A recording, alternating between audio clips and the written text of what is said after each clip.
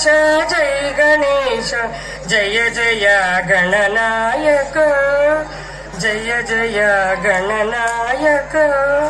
Thank you. Ganapati Lambodara ಜೈ ಗಣೇಶ ಜೈ ಗಣೇಶ ಜಯ ಜಯ. My name is Sarvite Talanki of class 3 nursery. Smile is very important in our life. Loram gando wando lakarakatam akko dakko idigidi idigo idipai chiki chakacho gili gili mal sulu sulu mal makaraka hukukukure tukukukure chakalaka bikko chikko sili sili sili go jagadum chik.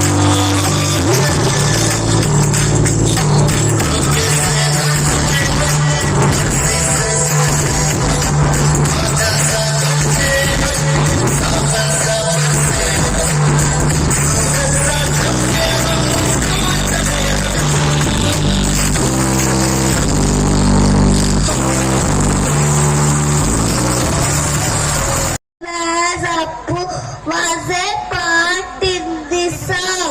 We dedicated this song to Appu sir. Yes, Appu was acted in 29 films as a lead actor. Okay, come let us watch a wonderful performance on the stage through the song. ಕಾಣದಂತೆ ಮಾಯವಾದನು ಕಾಣದಂತೆ ಮಾಯವಾದನು ಕೈಲಾಸ ಸೇರಿಕೊಂಡನು ಕಾಣದಂತೆ ಮಾಯವಾದನು Kailasa ಸೇರಿಕೊಂಡನು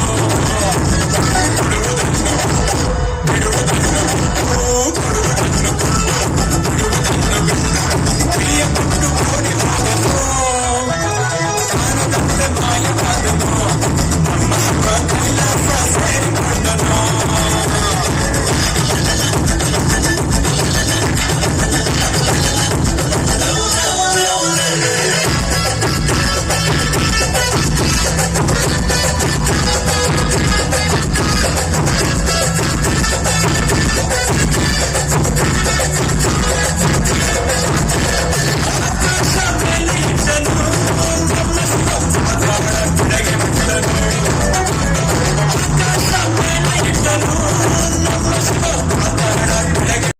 Looks very beautiful and the moon shines bright.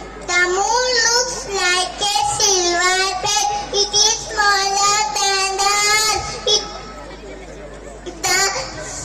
Smaller than the earth.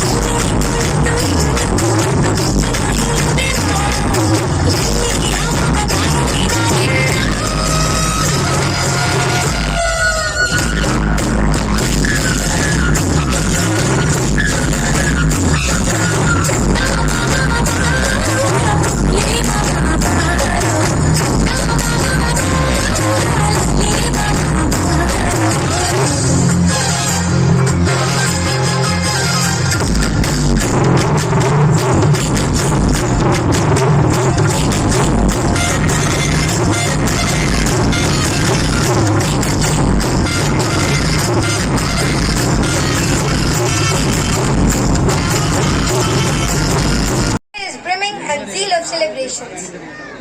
On the beautiful evening of glittering stars and dark blue sky, this is the most awaited event of every year. Today we have gathered here to celebrate the achievement and hard work of our students, HMs of both the school and headmistress, teachers, staff and management.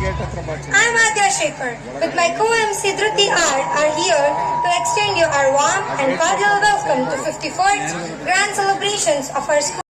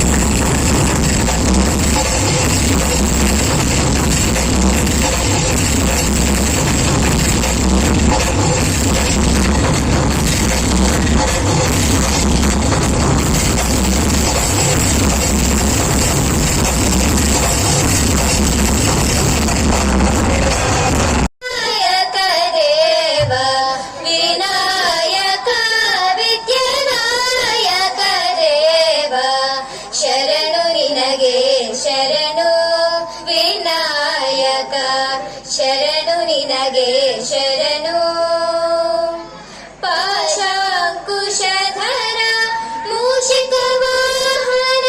Today, Vasvi English Medium School and T.R. Srinivas Shetty and Rukminamma High School extend a gracious and affable welcome to you all.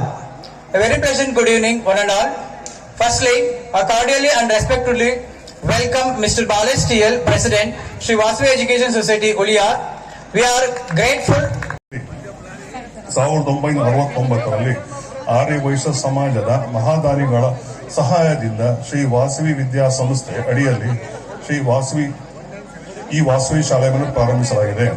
Tumakuru ಜಿಲ್ಲೆಯ ಪ್ರತಿಷ್ಠಿತ ಶಾಲೆಗಳಲ್ಲಿ ನಮ್ಮ ಶಾಲೆ ಕೂಡ ಒಂದು ಎಂದು ಹೇಳೋದಕ್ಕೆ ನನಗೆ ಹೆಮ್ಮೆ ಆಗುತ್ತೆ. ಕಾರಣ ಈ ಶಾಲೆಯಲ್ಲಿ ವಿದ್ಯಾಭ್ಯಾಸ ಮಾಡಿದಂತಹ ಹಲವಾರು ವಿದ್ಯಾರ್ಥಿಗಳು ಪ್ರಸಕ್ತದಲ್ಲಿ ಉನ್ನತ ಸ್ಥಾನದಲ್ಲಿರುವುದನ್ನು ನಮಗೆ ಸಾಕ್ಷಿ ಕಲಿಸಿದೆ.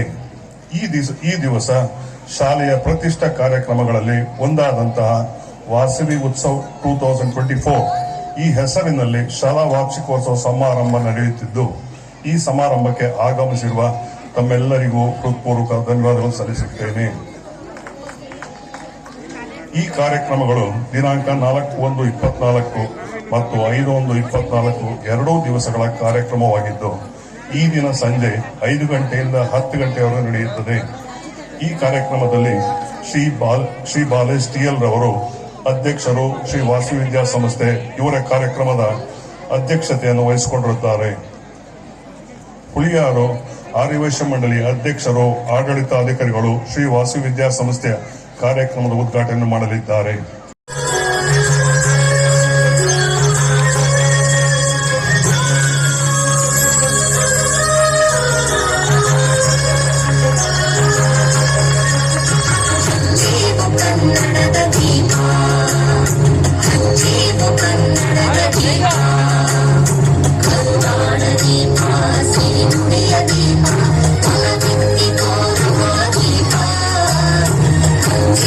ಕನ್ನಡದ ದೀಪ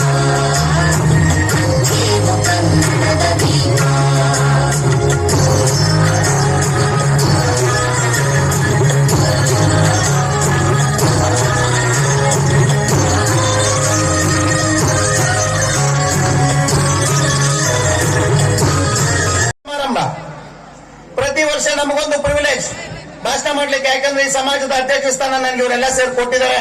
ಅದರ ಜೊತೆಯಲ್ಲಿ ನನಗೆ ಉದ್ಘಾಟನೆ ಮಾಡಿ ಭಾಷಣ ಮಾಡುವಂತಹ ಬಹಳ ಅಪರೂಪದ ಒಂದು ಅವಕಾಶ. ನಿಜಕ್ಕೂ ನಾ ಭಾರಿಯಾಗಿದ್ದೇನೆ ಈ ವಿದ್ಯಾಸಂಸ್ಥೆಗೆ. ಯಾವ ನನ್ನ ಪೂರ್ವಜರು 1969ರಲ್ಲಿ ಈ ಭಾಗದ ಬಡ ಜನತೆಯ ಅವಶ್ಯಕತೆಯನ್ನು ಅರಿತು ಒಂದು ವಿದ್ಯಾಸಂಸ್ಥೆಯನ್ನು ಪ್ರಾರಂಭ ಮಾಡಿ ತುಮಕೂರು ಜಿಲ್ಲೆಯಲ್ಲಿ 2ನೇ ಬಾಲಿಕಾ ಪ್ರೌಢಶಾಲೆಯನ್ನು ಪ್ರಾರಂಭಿಸುವಲ್ಲಿ ಈ ಗ್ರಾಮದ ಪ್ರತಿಯೊಬ್ಬರ ಸಹಕಾರದಿಂದ ಯಶಸ್ವಿಯಾಗಿದ್ದಾರೆ. ಅವರೆಲ್ಲರಿಗೂ ಕೂಡ ಮಾನ್ಯ ಶ್ರೀನಿವಾಸ ಆದಿಯಾಗಿ ನನ್ನ ಸಮಾಜದ ಪ್ರತಿಯೊಬ್ಬ ಹಿರಿಯ ದಾನಿಗಳಿಗೆ ನಾನು ಆಭಾರಿಯಾಗಿ ಕೃತಜ್ಞನಾಗಿದ್ದೇನೆ. ಅವರಿಗೆ ನನ್ನ ಸಾಷ್ಟಾಂಗ ನಮಸ್ಕಾರಗಳು. ಬಂಧುಗಳೇ, ಈ ಸಮಾಜ ಎಲ್ಲ ಕ್ಷೇತ್ರಗಳಲ್ಲಿ ಈ ಕರ್ನಾಟಕದಲ್ಲಿ ಸುಮಾರು 68 ವಾಸವಿ ವಿದ್ಯಾಸಂಸ್ಥೆಗಳಿದೆ. 68 ವಾಸವಿ ವಿದ್ಯಾಸಂಸ್ಥೆಗಳು ಕೂಡ ಲೋಕ ಕಲ್ಯಾಣಕ್ಕಾಗಿ ಯಾವ ಫಲಾಪೇಕ್ಷೆ ಇಲ್ಲದೆ, ಹಣದ ಆಸೆ ಇಲ್ಲದೆ ಸೇವೆಯನ್ನ ಮಾಡ್ತಾ ಬಂದಿರತಕ್ಕಂತ ಇದು ಆರ್ಯವೈಶ್ಯ ಸಮಾಜದ ಕೊಡುಗೆ ಅಂತ ಹೇಳಿಕೆ ನಾನು ನಿಜಕ್ಕೂ ತುಂಬಾ ಸಂತೋಷ ಪಡ್ತೇನೆ. ಎಲ್ಲ ಕ್ಷೇತ್ರಗಳಲ್ಲಿ ತನ್ನನ್ನು ತೊಡಗಿಸಿಕೊಂಡು ವಿದ್ಯಾ ಕ್ಷೇತ್ರದ ಜೊತೆಗೆ ಆರ್ಥಿಕ ಕ್ಷೇತ್ರ 107 ಸಹಕಾರ ಸಂಘಗಳು ಈ ಕರ್ನಾಟಕದಲ್ಲಿ ಆರ್ಯವೈಶ್ಯ ಸಹಕಾರ ಸಂಘಗಳು ಸಾರ್ವಜನಿಕರ ಜೊತೆ ಒಡನಾಟವನ್ನು ಇಟ್ಟುಕೊಂಡು ಒಂದು ಆರ್ಥಿಕ ವ್ಯವಸ್ಥೆಯಲ್ಲಿ ನಾವು ನಿಮ್ಮೆಲ್ಲರ ಜೊತೆ ಇದೀವಿ ಅಂತ ಹೇಳಲಿಕ್ಕೆ ನನಗೆ ಖಂಡಿತ ಹೆಮ್ಮೆ ಆಗ್ತದೆ. ಜೊತೆಗೆ ಎಲ್ಲ ಗ್ರಾಮಗಳಲ್ಲಿ ಎಲ್ಲ ಊರುಗಳಲ್ಲಿ ಮಹಾದಾನಿಗಳಾಗಿ ಯಾವುದೇ ಆಸ್ಪತ್ರೆಗಳನ್ನು ನೋಡಿ ಹೆಚ್ಚು ವೈಶ್ಯ ಸಮಾಜದ ಕೊಡುಗೆ ಇದೆ. ಯಾವ ಪಶು ವೈದ್ಯ ಶಾಲೆಗಳನ್ನು ನೋಡಿ ವೈಶ್ಯ ಸಮಾಜದ ಕೊಡುಗೆ ಇದೆ. ಯಾವ ಹೆರಿಗೆ ಆಸ್ಪತ್ರೆಯನ್ನು ನೋಡಿ, ಯಾವ ಶಾಲೆಯನ್ನು ನೋಡಿ ಈ ಸಮಾಜದ ಕೊಡುಗೆ ಅಪಾರವಾಗಿದೆ. ಆ ಸಮಾಜದಲ್ಲಿ ನಾನು ಹುಟ್ಟಿದ್ದೀನಿ. ನಾನು ಪುಣ್ಯವಂತ ಅಂತ ಹೇಳಲಿಕ್ಕೆ ನಾನು ನಿಜಕ್ಕೂ ಹೆಮ್ಮೆ ಪಡ್ತೇನೆ. ಮೂಲತಃ ತುಮಕೂರು ಜಿಲ್ಲೆಯಲ್ಲಿ ಚಿಕ್ಕನಾಯಕನಹಳ್ಳಿ ತಾಲೂಕು ಹುಳಿಯಾರು ಇದೊಂದು ಬರಡು ಭೂಮಿ. ಯಾವುದೇ ನೀರಾವರಿ ಯೋಜನೆಗಳಿದೆ. ಬಹಳ ವರ್ಷಗಳ ಕಾಲ ನಮ್ಮ ರೈತಾಪಿ ಜನ ಬಹಳ ಕಷ್ಟದ ಜೀವನ ನಡೆಸಿರ್ತಕ್ಕಂಥ ಈ ಗ್ರಾಮಗಳು, ಈ ಹುಳಿಯಾರಿನ ಸುತ್ತ ಹುಳಿಯಾರ್ ಹೋಬಳಿಯಲ್ಲಿ ಇರ್ತಕ್ಕಂಥ ಜನ, ಈ ಜನಕ್ಕಾಗಿ ಸಾರ್ವಜನಿಕ ಶಿಕ್ಷಣ ಸಂಸ್ಥೆಗಳು, ವಿಶೇಷವಾಗಿ ಖಾಸಗಿ ಶಿಕ್ಷಣ ಸಂಸ್ಥೆಗಳು ಅಪಾರವಾದ ಕೊಡುಗೆಯನ್ನು ಹುಳಿಯಾರಲ್ಲಿ ಕೊಟ್ಟಿದ್ದಾರೆ. ಇಲ್ಲಿ ಸುಮಾರು 7 ಪ್ರೌಢಶಾಲೆಗಳು, 4 PU ಕಾಲೇಜುಗಳು ಮತ್ತೊಂದು ಪ್ರಥಮ ದರ್ಜೆ ಕಾಲೇಜ್ ಇದೆ. 10 ಪ್ರಾಥಮಿಕ ಶಿಕ್ಷಣ ನೀಡ್ತಕ್ಕಂತಹ ಸಂಸ್ಥೆಗಳಿದೆ.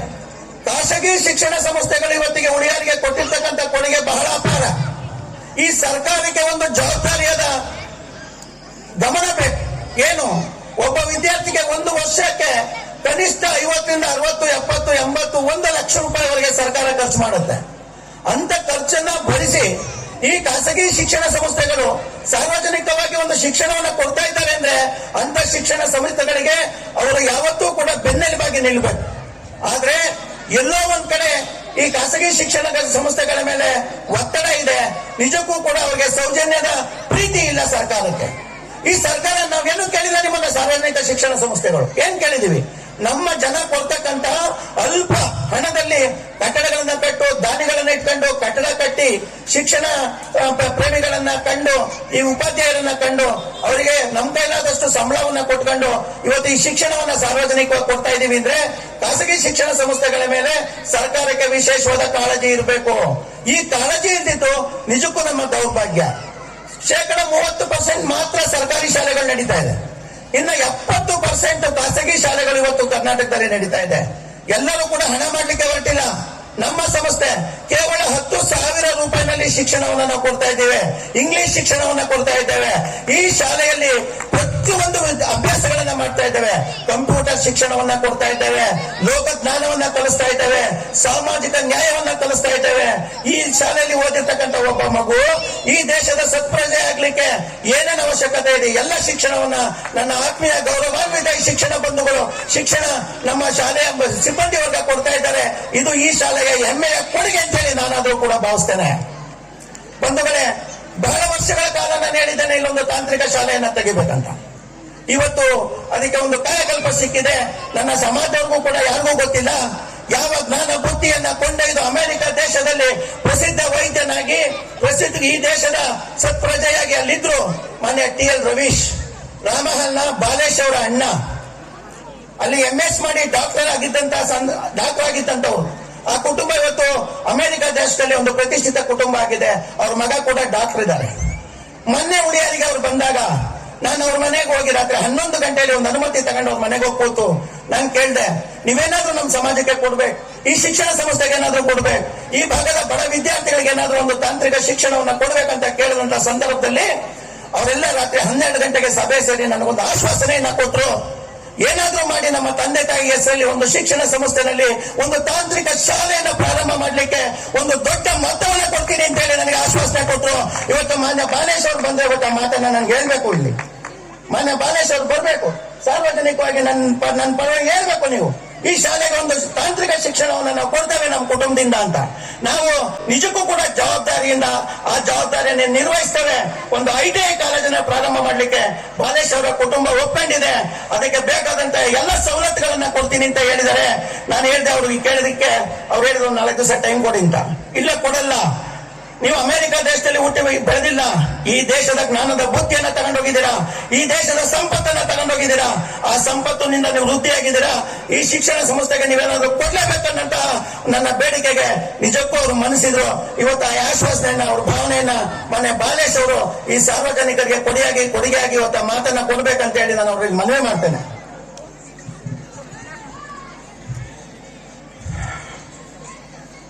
ದಯವಿಟ್ಟು ಬೈಕೋಬೇಡಿ. ಬಲೋ ಭಾರತ್ ಮಾತಾ ಕಿ, ದುರ್ಗಾ ಪರಮೇಶ್ವರಿ ಕಿ, ಅಮ್ಮ ಮಾತೆ ವಾಸವಿ ಕಿ. ಇದು ಈ ಸಂಸ್ಥೆನಲ್ಲಿ ನಾವು ಖಂಡಿತ ಅಧ್ಯಕ್ಷರಲ್ಲ, ಸೇವಕರು. ಇದು ನನ್ನ ತಂದೆ ತಾಯಿ ಓಡಾಡಿದಂತ ಪುಣ್ಯ ಭೂಮಿ. ಮೊನ್ನೆ ನಮ್ಮ ತಾಯಿಯವರ ತಂದೆಯವರ ನೆನಪಿಗಾಗಿ ಸುಮ್ಮನೆ ಒಂದು ಸಣ್ಣ ಒಂದು ಊಟ ಕೊಡಬೇಕು ಅಂತೇಳಿ ನಮ್ಮ ಅಣ್ಣನ ಮಗ ಕೇಳ್ಕೊಂಡ. ನಮ್ಮ ಅಣ್ಣನ ಮಗ ಯೂರಾಲಜಿಸ್ಟ್, ಅಂದ್ರೆ ಕಿಡ್ನಿ ಆಪರೇಷನ್ ಮಾಡ್ತಕ್ಕಂಥ ಒಬ್ಬ ಪ್ರಸಿದ್ಧ ವೈದ್ಯ ಲಾಸ್ ಏಂಜಲೀಸ್ ನಲ್ಲಿ. ಹಾಗಾಗಿ ಅವನಿದ್ದವನು ಅಂಕಲ್ ಅವ್ವ ತಾತ ಹೆಸರಿನಲ್ಲಿ ಏನಾದ್ರೂ ಒಂದು ಮಾಡೋಣ, ಏನ್ ಮಾಡ್ತೀಯಪ್ಪ, ನೀವೇನ್ ಮಾಡ್ತೀರೋ ಓಕೆ, ನಂಬಿಬಿಡಿ ಬಂಧುಗಳೇ, ನನ್ನ ಆತ್ಮೀಯರೇ. ಯಾಕೆ ಈ ಕಾರ್ಯಕ್ರಮಗಳನ್ನು ನಾವು ಹಮ್ಮಿಕೊಳ್ತೀವಿ ಅಂದ್ರೆ ಇದರಿಂದ ನಮ್ಮ ಬುಳಿಯಾರಿನ ಜನತೆಗೆ ಬೇಕಾದಷ್ಟು ಕೆಲಸಗಳಾಗತ್ತೆ.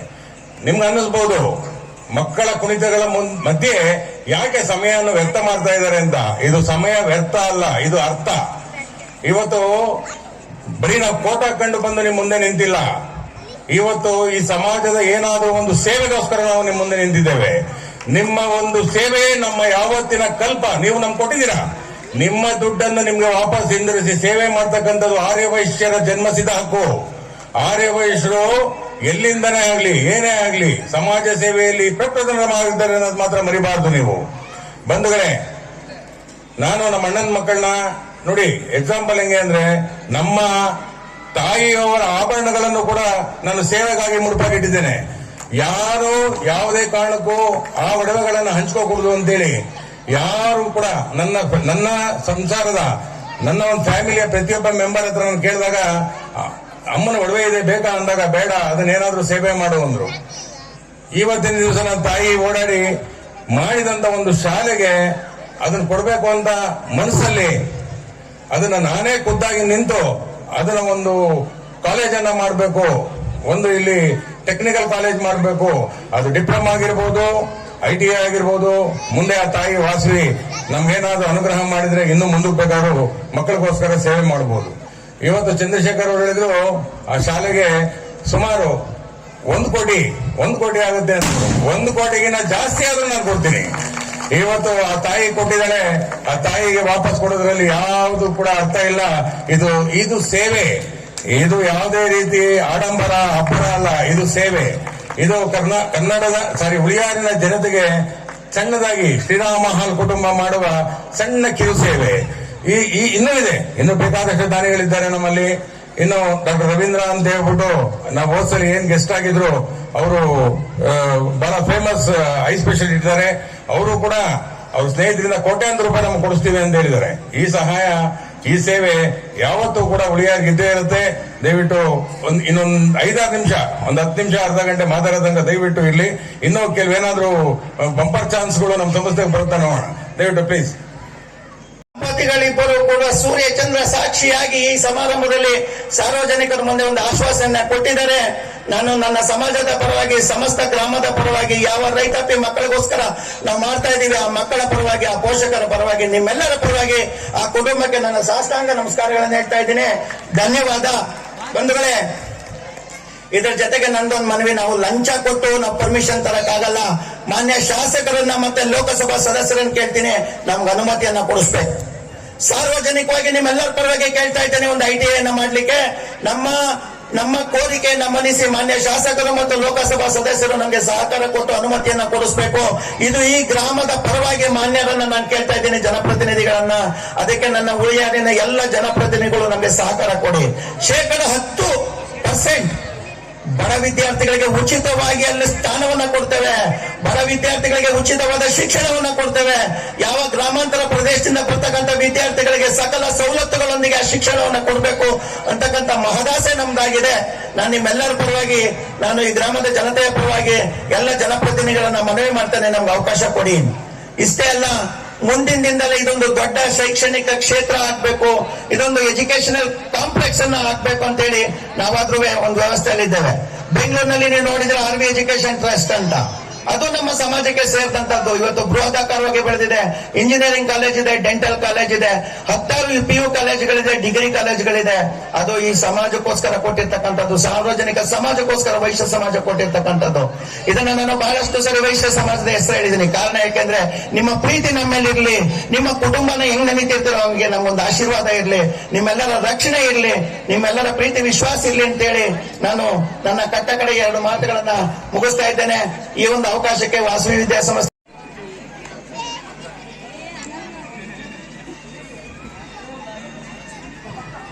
ಯಾ ದೇವಿ ಸರ್ವಭೂತೇಷು ಮಾತೃರೂಪೇಣ ಸಂಸ್ಥಿತ ನಮಸ್ತಸ್ಮೈ ನಮಸ್ತಸ್ಮೈ ನಮಸ್ತಸ್ಮೈ ನಮೋ ನಮಃ. ಸಭೆಗೆ ವಂದಿಸುತ್ತಾ ಈ ವರ್ಷದ ವಾರ್ಷಿಕ ವರದಿಯನ್ನು ಓದುತ್ತಾ ಇದ್ದೇನೆ. Honorable dignitaries on the dais, respected parents and guardians, public and my dear students, to take time to pause around the look at fruitful year gone by, achieving both the expected and unexpected, while setting various milestones and synergizing ourselves to move ahead to face the challenges in the coming year with a positive attitude. This is always a podium left for every individual to dream, to decide, to determine, to decide the destiny. Vasavi English Medium School is one of the best in discovering every approach as fly to bloom in vibrant color. With gratitude to God, a continuous journey of 34 years, I present our school annual report for the year 2023 and 24. ಶಾರದೆ ಲೋಕ ಪೂಜಿತೆ ಜ್ಞಾನದಾತೆ ನಮೋಸ್ತುತೆ, ಪ್ರೇಮದಿಂದಲಿ ಸಲಹು ಮಾತೆ, ನೀಡು ಸನ್ಮತಿ ಸೌಖ್ಯದಾತೆ. ತಾಯಿ ಶಾರದೆ ಲೋಕ ಪೂಜಿತೆ ಜ್ಞಾನದಾತೆ ನಮೋಸ್ತುತೆ. ಅಂಧಕಾರವ ಓಡಿಸೋ ಜ್ಞಾನ ಜ್ಯೋತಿಯ ಬೆಳಗಿಸೋ, ಅಂಧಕಾರವ ಓಡಿಸೋ ಜ್ಞಾನ ಜ್ಯೋತಿಯ ಬೆಳಗಿಸೋ, ಹೃದಯ ಮಂದಿರದಲ್ಲಿ ನೆಲೆಸೋ, ಚಿಂತೆಯ ಅಳಿಸೋ, ಶಾಂತಿಯ ಉಳಿಸೋ. ತಾಯೇ ಶಾರದೆ ಲೋಕ ಪೂಜಿತೆ ಜ್ಞಾನದಾತೆ ನಮೋಸ್ತುತೆ. ತಾಯಿ ಶಾರದೆಯನ್ನ ಹೃತ್ಪೂರ್ವಕವಾಗಿ ನಾನು ನೆನೆಸಿಕೊಂಡು ಹೇಳ್ತಾರೆ, ಇದೊಂದು ಜ್ಞಾನ ದೇಗುಲಾಗಿರೋದ್ರಿಂದ ನಾಲೆಡ್ಜ್ ಈಸ್ ಪವರ್ ಅಂತ ಹೇಳ್ತಾರೆ. ಅಂದ್ರೆ ಆ ಒಂದು ಜ್ಞಾನವೇ ಮಹದಾದಂತಹ ಶಕ್ತಿ ಅಂತೇಳಿ ಭಗವದ್ಗೀತೆಯಲ್ಲಿ ಕೂಡ ಹೇಳ್ತಾರೆ, ನಹಿ ಜ್ಞಾನೇನ ಸದೃಶಂ ಪವಿತ್ರ ಮೇಹ ವಿದ್ಯತೆ ಅಂತೇಳಿ. ಇಲ್ಲಿ ಈ ಒಂದು ಪ್ರಪಂಚದಲ್ಲಿ ಜ್ಞಾನಕ್ಕೆ ಸಮನಾದಂತಹ ವಸ್ತುವು ಮತ್ತೊಂದಿಲ್ಲ. ಅದರಿಂದ ಜ್ಞಾನ ಸಂಪಾದನೆ ಮಾಡಬೇಕು. ಹಣ ಸಂಪಾದನೆ ಮಾಡ್ಬೋದು, ಅದು ಯಾವತ್ತೂ ಶಾಶ್ವತ ಅಲ್ಲ. ಆದ್ರೆ ವಿದ್ಯೆಯನ್ನ, ಜ್ಞಾನವನ್ನ ಸಂಪಾದನೆ ಮಾಡಿದಂಥವನು ಜೀವಮಾನ ಪರ್ಯಂತ ಅದನ್ನ ಅವನು ಇಟ್ಕೊಂಡಿರ್ತಾನೆ. ಅದಕ್ಕೆ ಹೇಳ್ತಾರೆ, ಆ ಒಂದು ವಿದ್ಯೆಯ ಮಹತ್ವವನ್ನ ಸಂಸ್ಕೃತ ಸುಭಾಷಿತ ಹೇಳುತ್ತೆ ಒಂದು, ನ ಚೋರಹಾರ್ಯಂ ನ ಚ ರಾಜಹಾರ್ಯಂ ನ ಭ್ರಾತೃಭಾಜ್ಯಂ ನ ಚ ಭಾರಕಾರಿ ವ್ಯಯೇ ಕೃತೆ ವರ್ಧತ ಏವ ನಿತ್ಯಂ ವಿದ್ಯಾಧನಂ ಸರ್ವಧನ ಪ್ರಧಾನಂ ಅಂತ ಹೇಳ್ತಾರೆ. ವಿದ್ಯಾಧನಂ ಸರ್ವಧನ ಪ್ರಧಾನಂ ಅಂತೇಳಿ. ವಿದ್ಯಾಧನ ಇದೆಯಲ್ವಾ, ಅದು ಎಲ್ಲದಕ್ಕಿಂತ ಹೆಚ್ಚಿನ ಒಂದು ಧನವಂತೆ. ಯಾಕೆಂದ್ರೆ ಇದನ್ನ ಕಳ್ಳರ ಅಪಹರಿಸೋದಕ್ಕಾಗಲ್ಲ, ಅಣ್ಣ ತಮ್ಮಂದ್ರು ಭಾಗ ಮಾಡ್ಕೊಳ್ಳೋದಕ್ಕಾಗಲ್ಲ ಅಂತ ಹೇಳ್ಬಿಟ್ಟು ಅಂತಹ ಒಂದು ವಿದ್ಯೆಯನ್ನು ದಾನ ಮಾಡ್ತಿರುವಂತಹ ಈ ಒಂದು ಸಂಸ್ಥೆ ಇದೆಯಲ್ವಾ, ಅದು ತುಂಬಾ ನನಗೆ ಅವರು ಹೇಳ್ತಾ ಇದ್ರು ಚಂದ್ರಶೇಖರ್ ಅವರು, ಇಲ್ಲಿನ ಒಂದು ವಿದ್ಯಾಸಂಸ್ಥೆಯ ಬಗ್ಗೆ, ಇಲ್ಲಿನ ಒಂದು ಹೇಗೆ ಅವರ ಒಂದು ಡೆಡಿಕೇಶನ್ ಇದೆ, ಇಲ್ಲಿನ ಒಂದು ಆಡಳಿತ ಮಂಡಳಿ ಬಗ್ಗೆ ಆಗ್ಲಿ, ಆಮೇಲೆ ಟೀಚರ್ಸ್ ಆಗ್ಲಿ, ಹಾಗೆ ಸ್ಟೂಡೆಂಟ್ಸ್ ಆಗ್ಲಿ, ಬಹಳ ಖುಷಿ ಆಯ್ತು. ಯಾಕೆಂತಂದ್ರೆ ಇದೊಂಥರ ಗ್ರಾಮೀಣ ಭಾಗದ್ದು ಇದು ಹುಳಿಯಾರು, ಯಾವ್ದು ಏನು ತುಮಕೂರಲ್ಲ ಬೆಂಗಳೂರಲ್ಲ, ಆದ್ರೂ ಕೂಡ ಇಲ್ಲಿನ ಒಂದು ಲೆವೆಲ್ ನೋಡಿದೆ ನಾನು, ಇಂಗ್ಲಿಷ್ ಲೆವೆಲ್ ಖಂಡಿತ ಇವಾಗ ಬೇಕಾಗಿದೆ ನಮ್ಗೆ. ಯಾಕೆಂತಂದ್ರೆ ಈಗಿನ ಒಂದು ಕಾಂಪಿಟೇಟಿವ್ ಯುಗ ಅಂತ ಹೇಳ್ತೀವಲ್ವ, ಈ ಕಂಪ್ಯೂಟರ್ ಯುಗದಲ್ಲಿ ಇಂಗ್ಲಿಷ್ ಬೇಕೇ ಬೇಕು. ನಾನಾದ್ರೂ ಕನ್ನಡ ಲೆಕ್ಚರರು, ನಾನು ಕನ್ನಡದಲ್ಲಿ ಮಾತಾಡ್ತೀನಿ ಅಂತಂದ್ರೆ ಈಗ ಒಂದು ಸ್ಕಿಲ್ ಬೇಕಾಗಿದೆ. ಅದಕ್ಕೋಸ್ಕರ ಆ ಇಂಗ್ಲಿಷ್ ಅನ್ನ ನಾವು ಕಲೀಲೇಬೇಕಾಗಿದೆ. ಅದಕ್ಕೋಸ್ಕರ ಈ ಒಂದು ಸಂಸ್ಥೆ ಹಗಲಿರುಳು ಶ್ರಮಿಸ್ತಾ ಇದೆ ಅಂತ ಹೇಳ್ಬೋದು. ಆ ರೀತಿಯಾಗಿ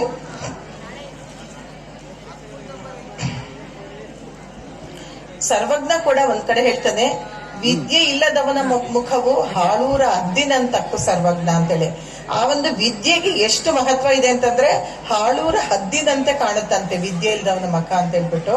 ಆದ್ರಿಂದ ವಿದ್ಯೆಯನ್ನು ನಾವು ಸಂಪಾದಿಸ್ಕೊಳ್ಬೇಕು. ಅದಕ್ಕೋಸ್ಕರ ಏನ್ ಮಾಡ್ಬೇಕಂತಂದ್ರೆ ಸ್ಕಿಲ್ ಡೆವಲಪ್ಮೆಂಟ್ ಅಂತ ಹೇಳ್ತೀವಿ.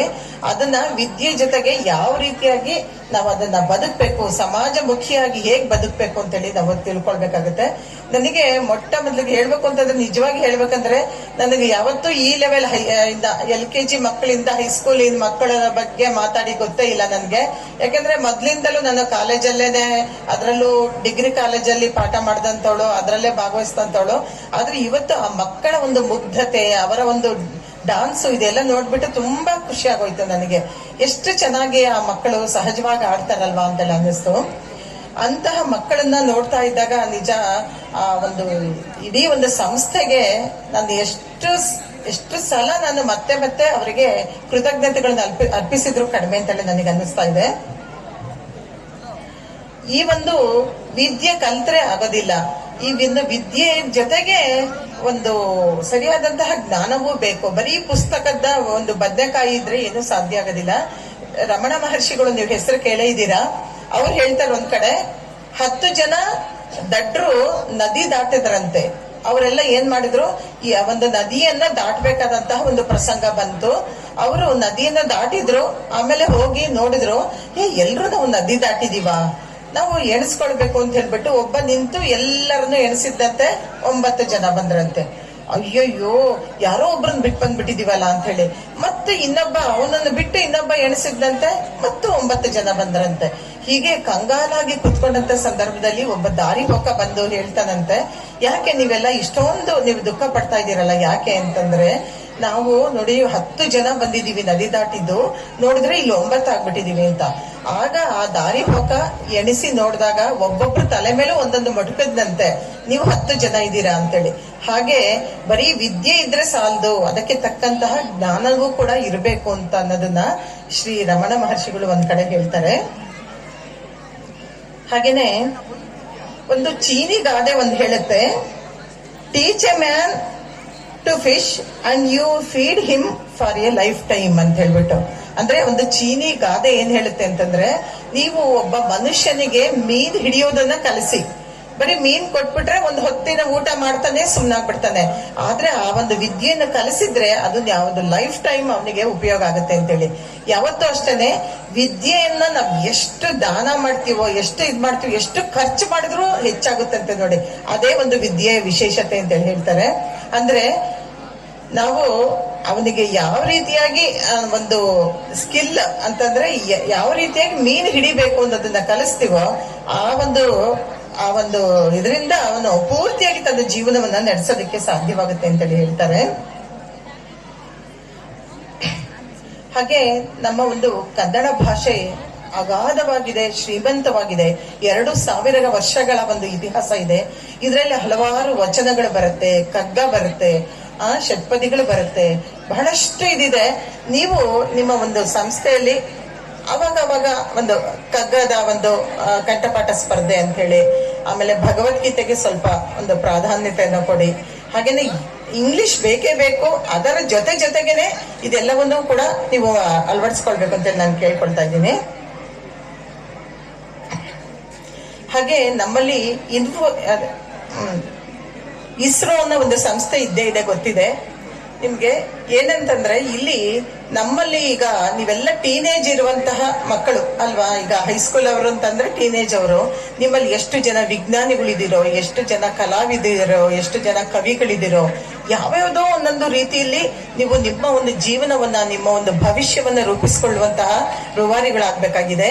ಇಸ್ರೋ ಅನ್ನೋ ಒಂದು ಸಂಸ್ಥೆ ಮೊನ್ನೆ ಕೂಡ ಒಂದು ಇದನ್ನ ಎಕ್ಸ್ಪೋಸ್ಯಾಟ್ ಅನ್ನೋ ಒಂದು ಉಪಗ್ರಹವನ್ನ ಕಳಿಸ್ಕೊಡ್ತು. ಇಲ್ಲಿ ಕೆಲಸ ಮಾಡ್ತಿರುವಂತವ್ರೆಲ್ಲರೂ ಕೂಡ ಪೂರ್ತಿಯಾಗಿ ಒಂದು ಭಾರತಕ್ಕೆ ಒಂದು ಹೆಮ್ಮೆಯನ್ನು ತಂದು ಕೊಡುವಂತದ್ದು, ಚಂದ್ರಗ್ರಹಕ್ಕೆ ಒಂದು ಉಪಗ್ರಹವನ್ನ ಕಳಿಸಿದ್ರು. ಅಂತಹ ಒಂದು ಸಂಸ್ಥೆ ನಮ್ಮಲ್ಲಿ ಇದೆ ಅನ್ನೋದಕ್ಕೆ ತುಂಬಾ ಒಂದು ಹೆಮ್ಮೆಯನ್ನ ಪಡಬೇಕಾಗಿರುತ್ತದೆ.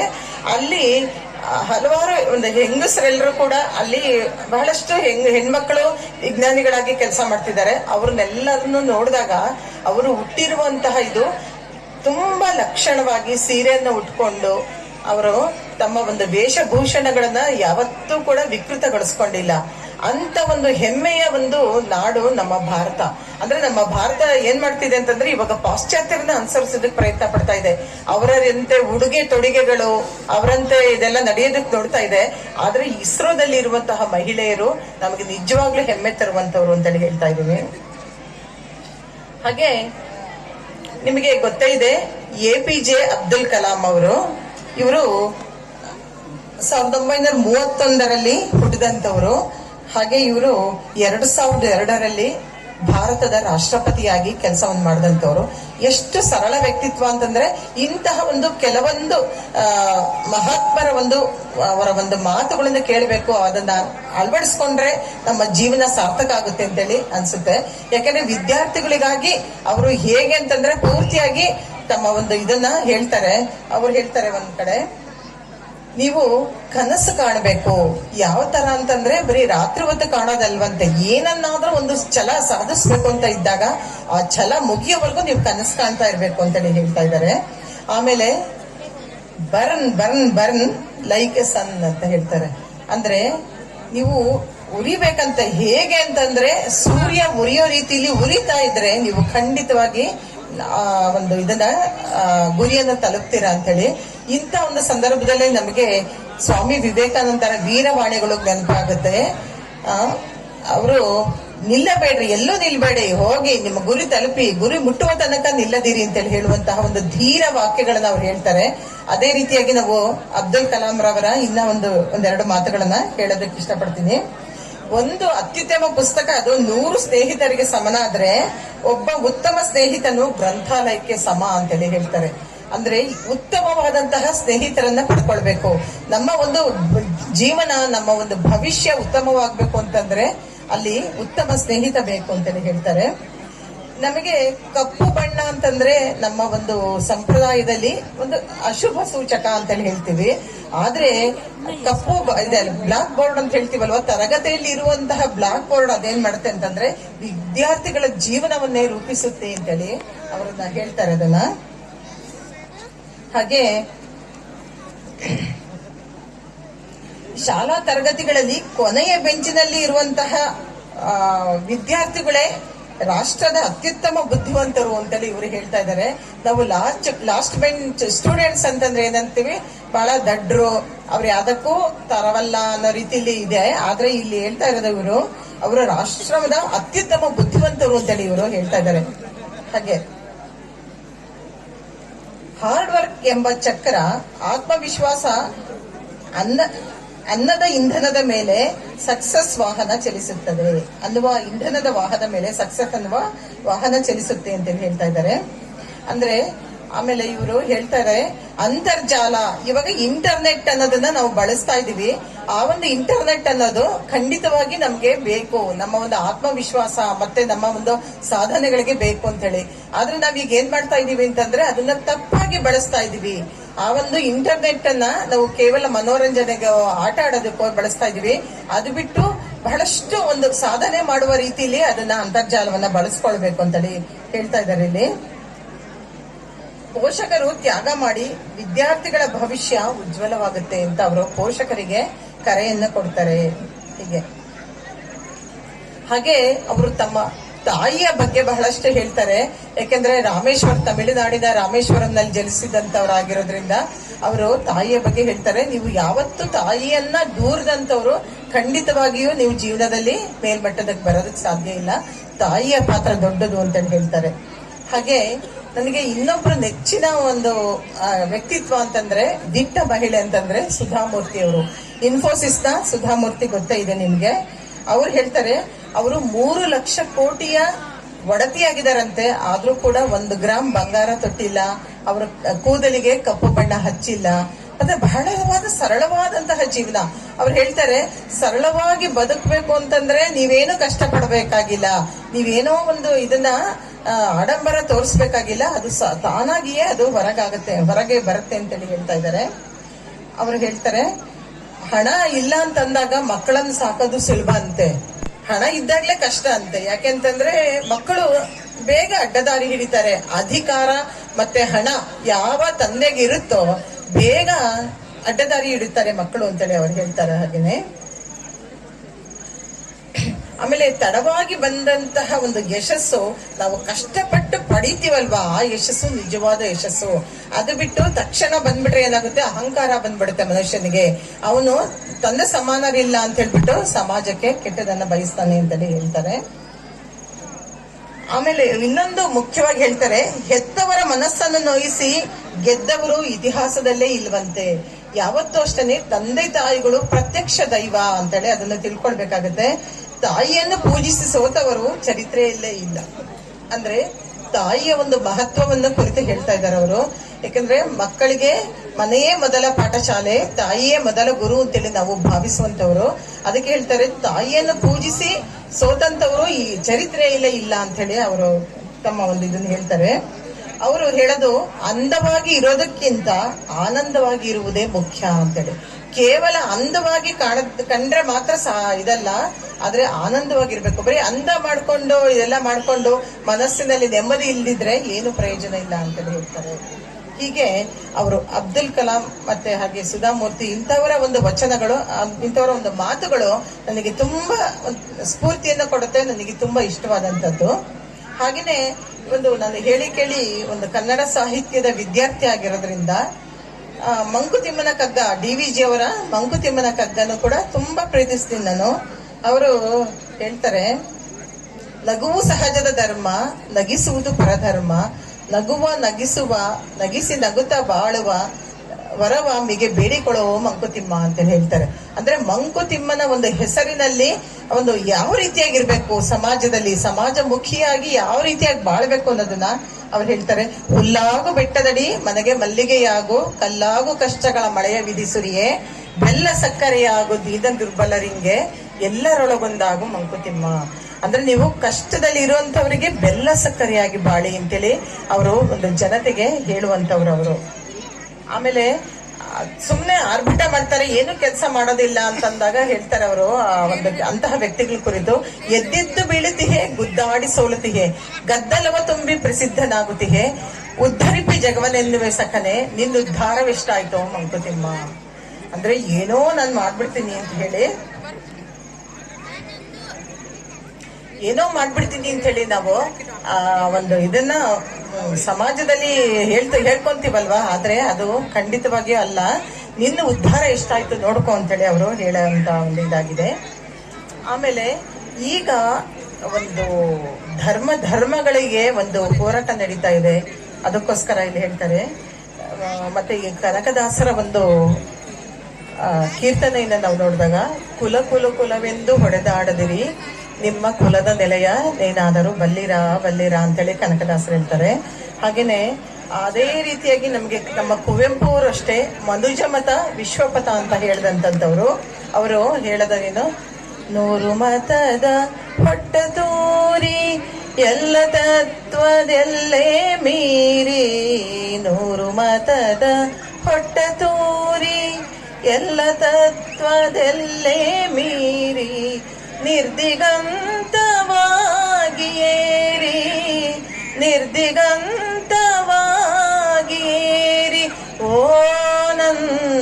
ಚೇತನ ಆಗೋ ನೀ ಅನಿಕೇತನ ಆವೋ ನನ್ನ ಚೇತನ.